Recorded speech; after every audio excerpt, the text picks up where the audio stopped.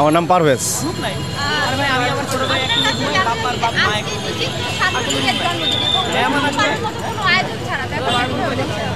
আসলে আমাদের স্বাধীন বাংলাদেশে এরকম মানে স্বৈরাচারী কোনো লীগ থাকার মতো যোগ্যতা তাদের নাই, এমনকি হাইকোর্ট থেকে বা আমাদের সর্বোচ্চ আদালত থেকে রায়ও আসছে যে আমাদের দেশে এটা নিষিদ্ধ করা হয়েছে। তো যেহেতু এটা তারা কোনো দিবস হিসেবে বা কোনো কর্মসূচি হিসেবে পালন করতে পারতেছে না, এটা আমাদের জন্য একটা অনেক পজিটিভ সাইড অবশ্যই। তো এটা আমাদের স্বাধীন দেশের জন্য একটা বড় প্রাপ্তি।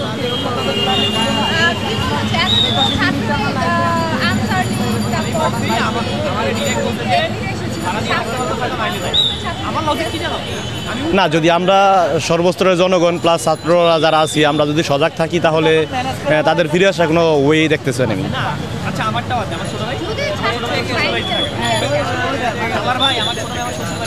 আমরা সবাই 5 তারিখের আগে যেভাবে একত্রিত হয়েছিলাম, যেভাবে আমরা তাদেরকে প্রতিহত করছিলাম, ঠিক আবার সবাই আমরা ছাত্র জনতা সবাই ঐক্যবদ্ধ হয়ে আবার তাদেরকে প্রতিহত করব।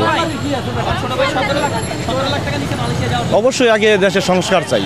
নির্বাচন তো প্রতি বছরই হয় বা প্রতি 5 বছর পরপরই হয়, বিগত সময়ে হয়েছে, বাট সংস্কার তো আর সব সময় হয় না। সংস্কারটা আগে প্রয়োজন।